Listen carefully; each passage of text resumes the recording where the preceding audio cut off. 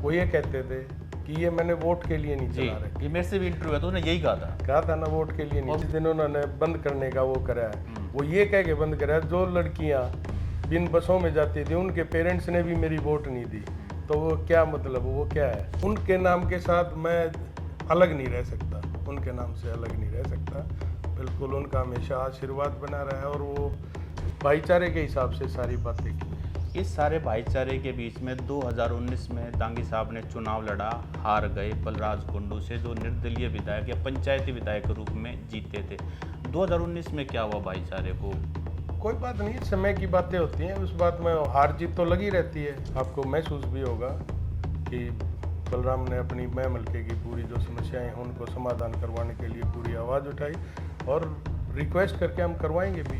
समाज सेवा तो ये होती है भाई साहब कि हमने कर दिया और उसका जिक्र भी ना करें कहीं, ये होता है। मेरा नाम है सत सिंह, हरियाणा फाइल्स में आपका स्वागत है और मेरे साथ हैं महम के 2024 चुनाव में बने हुए विधायक बलराम डांगी।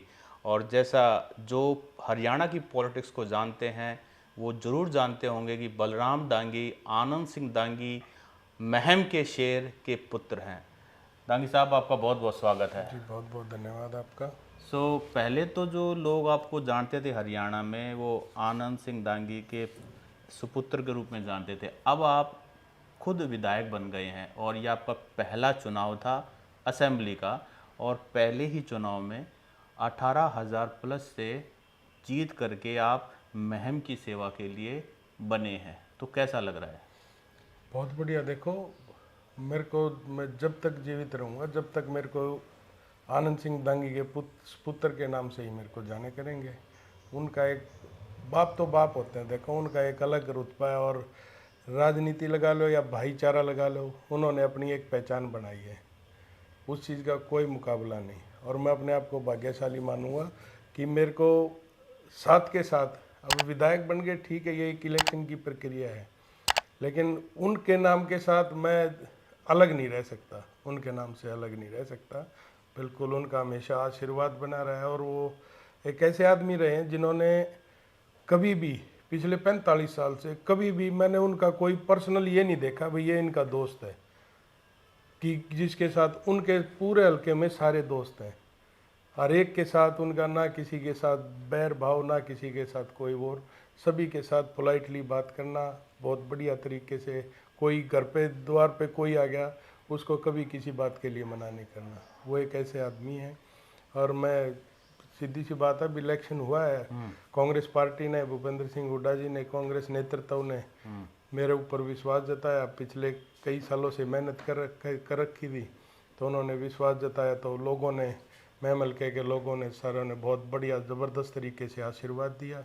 और मैं यही कहूँगा आपके चैनल के माध्यम से कि उनकी जो उम्मीद और जो उन्होंने भरोसा जताया है उस पे ऊपर खरा उतरूँगा। अच्छा विधायक जी, ये बताइए कि जब गूगल में सर्च करते हैं आनंद सिंह डांगी तो सबसे पहले 1990 का जिक्र आता है गूगल के अंदर। तो उस समय आप कितने साल के थे जब ये हुआ? हम तो उस समय स्कूल में हुआ करते 90 में मैं 13-14 साल का था।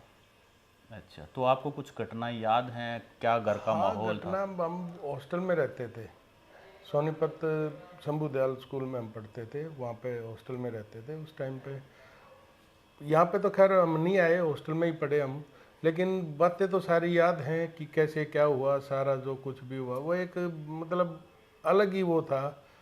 मैं मलके के लिए, मैं मलके के जो उस टाइम पे जो भाईचारा लोगों ने दिखाया अपना, तो बहुत बड़ी ताकत थी। सेंटर में चौधरी देवीलाल जी उप प्रधानमंत्री थे, यहाँ पर चौटाला मुख्यमंत्री था, तो उनके साथ टकराना एक एक छोटा सा हल्का एक भाईचारा की ये मजबूती ही दिखाता है कि एक हमारा तो मैं मलका कितना, आपको पता है पूरे भारत देश में अगर आप देखोगे एक पिन ड्रॉप जितना ही लगेगा पूरे नक्शे में देखोगे, लेकिन उन्होंने पूरे उसका मुकाबला किया बढ़िया तरीके से, लोकतंत्र की रक्षा की उस टाइम। हम तो अखबारों में पढ़ते थे कि पुलिस भी मदीना गांव में घुस नहीं पाई थी, लोग छतों पे रहते थे। मतलब एक जिम्मेदारी जो लोगों ने दिखाई, भाईचारा दिखाया, बिल्कुल बिल्कुल, वो अपने आप में बड़ी बात है। बिल्कुल मिसाल है और आज भी वो कायम है।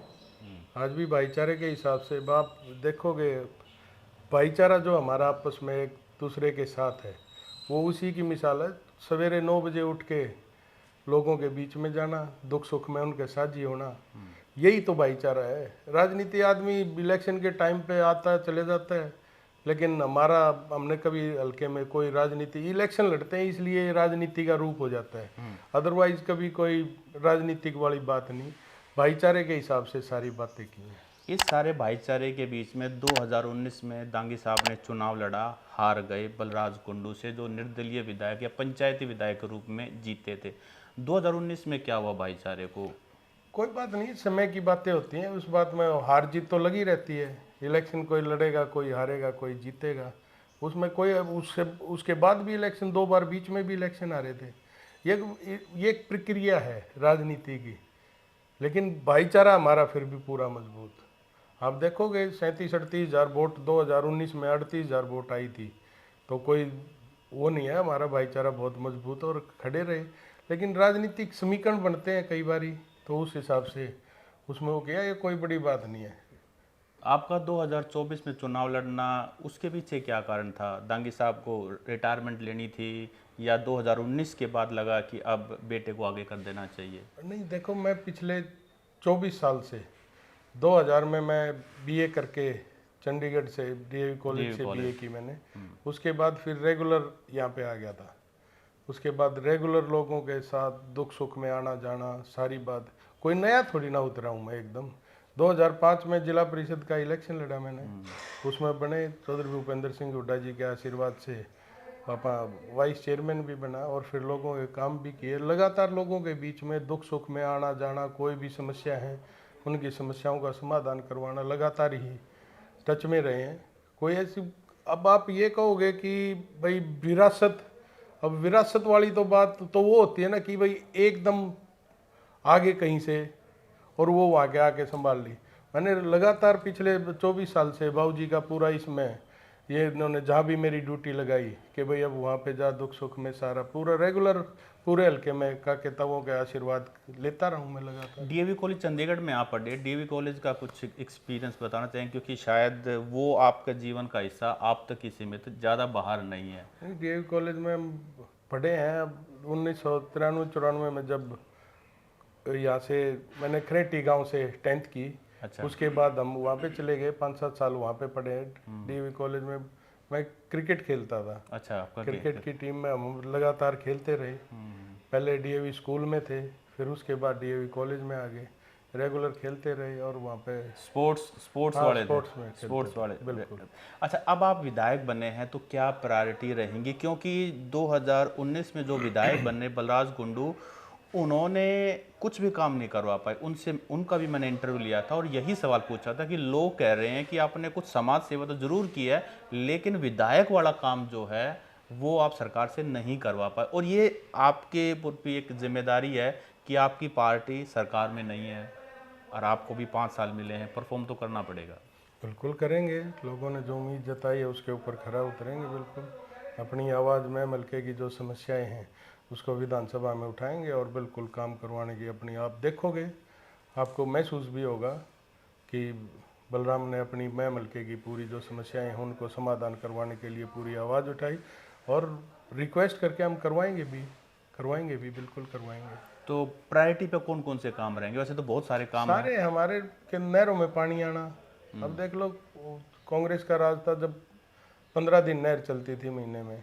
अब मेरी सबसे पहले प्रायोरिटी यही है कि खेतों तक पानी पहुंचना पूरा सिंचाई का, मतलब अब आप 50 दिन में पीछे हुआ ही है, तो मैं अपनी आवाज़ पूरी उठाऊंगा इस बारे में कि भाई हमारे खेतों में पानी कम से कम महीने में 2 हफ्ते हमारे नहर चलें, और जहाँ पे जल भराव की समस्या है खेतों में, वहाँ पे सरकार उचित प्रबंध करके उसको जल भराव की समस्या को ख़त्म करे, ताकि किसान है, एक किसान की एक फसल मर गई तो उसके बाद वो बेचारा बहुत पीछे चला जाता है।